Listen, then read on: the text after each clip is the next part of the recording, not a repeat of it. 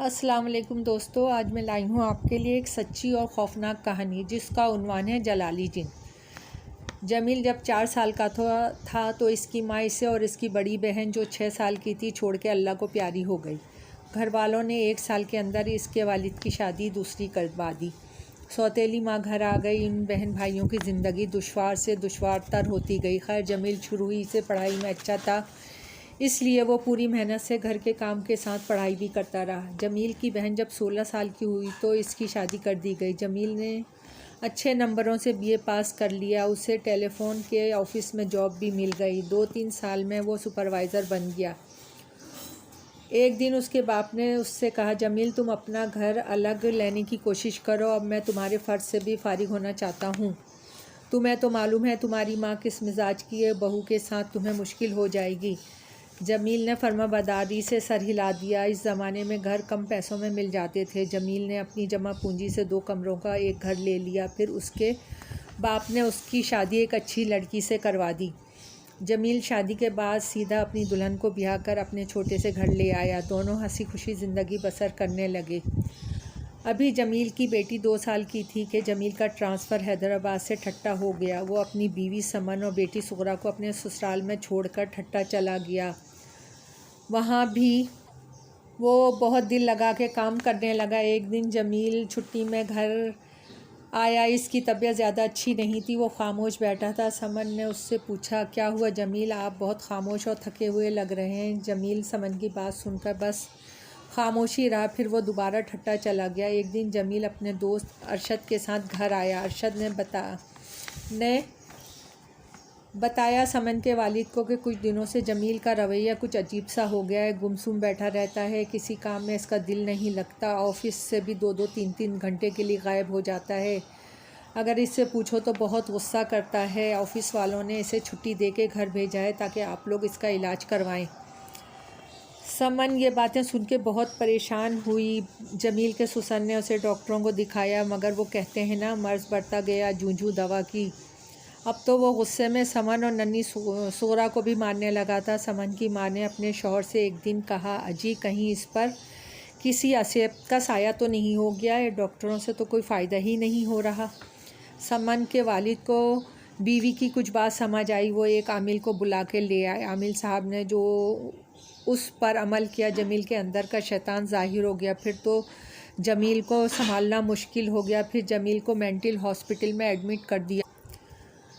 वहाँ जाकर जमील थोड़े दिनों में ठीक हो गया, मगर जैसे ही इसकी छुट्टी करवाई कर घर लाए, कुछ दिन जमील ठीक रहा। फिर वही हालत। समन अब मुस्तकिल अपने मैके में रहने लगी थी। जमील के वालिद का भी कुछ अरसे पहले इंतकाल हो गया था।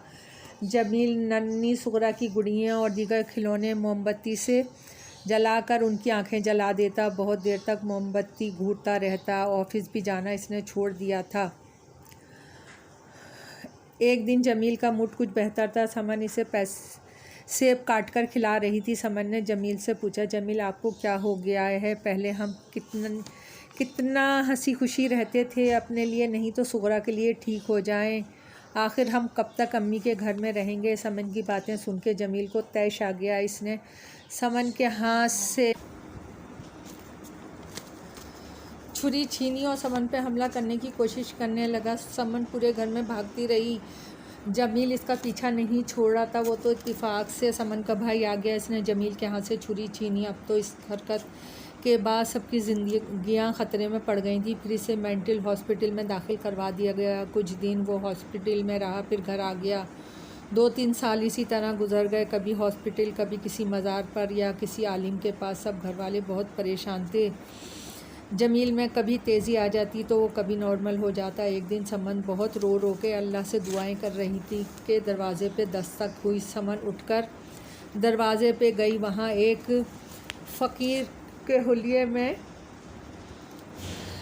बुज़ुर्ग खड़े थे। समन ने पूछा, बाबा क्या चाहिए? फ़कीर बोला, बेटा मैं कुछ लेने नहीं आया हूँ बल्कि तुझे कुछ देने आया हूँ। तू अपने शौहर की वजह से बहुत परेशान है ना? मुझे किसी ने भेजा है तेरी मदद के लिए। समन हैरान होकर बोली, बाबा आपको कैसे पता चला मेरा शौहर बीमार है? बाबा बस अल्लाह वालों को सब मालूम होता है। समन, बाबा जी 1 मिनट। समन भागकर अपने वालिद को बुला लाई। समन के वालिद इस फ़कीर को घर में ले आए।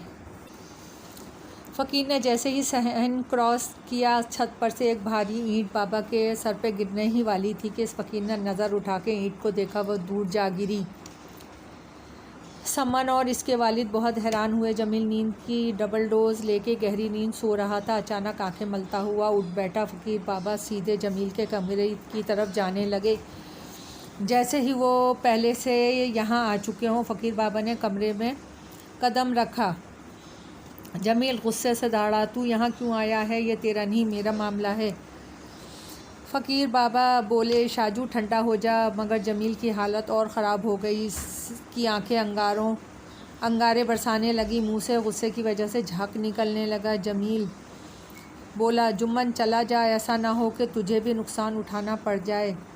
बाबा बोले, हम फ़कीरों को नुकसान से नहीं डरते, तू अपना नुकसान की सोच। हमें हुक्म मिला है तुझे वापस ले जाने का। नहीं, मैं नहीं जाऊंगा इसको छोड़कर। शाजू बोला, इसने मेरे बसेरे पे पेशाब किया था। बाबा, फ़कीर शाजू इंसान है, गलती हो गई, इसने जानकर ऐसा नहीं किया था और तूने इसे बहुत सज़ा भी दे ली है, अब इसे माफ़ कर दे। शाजू चिल्लाया, नहीं नहीं, अच्छा अभी इसकी सज़ा पूरी नहीं हुई है बाबा। फ़कीर शाजू, वो तो वली साहब के हुक्म की अदूली कर रहा है, तुझे भी इसकी फिर सज़ा भुगतना पड़ेगी। शाजू बहुत मुश्किल से ठंडा हुआ। बाबा फ़कीर से बोला, इसको हाँ जुम्मन इसको समझा दे, अगर आइंदा इसने ऐसी गुस्ताखी की तो मैं इसे जान से मार दूँगा। बाबा फ़कीर ने कहा, ठीक है अब तू जा। जमील को ज़ोर ज़ोर से झटके लगे, फिर वो बेहोश हो गया। जमील को जब होश आया तो वह हैरानी से सबकी तरफ देखने लगा। मुझे क्या हुआ है जो आप सब यहाँ जमा हैं? ये कौन है? वो बाबा की तरफ इशारा करके बोला। समन के वालिद ने जमील को सारी तफसील से आगाह किया। बाबा जुम्मन बोले, बच्चा, जहाँ तूने पेशाब किया था वहाँ शाजू जिनका ठिकाना है, वो बहुत जलाली। अब आइंदा इस बात का बहुत ख्याल करना। जमील ने सारी बातें सुन के बाबा का शुक्रिया अदा किया और सब घर वालों से उन्हें तकलीफ़ देने की माफ़ी मांगी।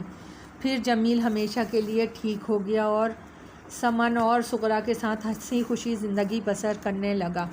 दोस्तों, कहानी पसंद आई हो तो इसे लाइक और सब्सक्राइब ज़रूर कीजिएगा।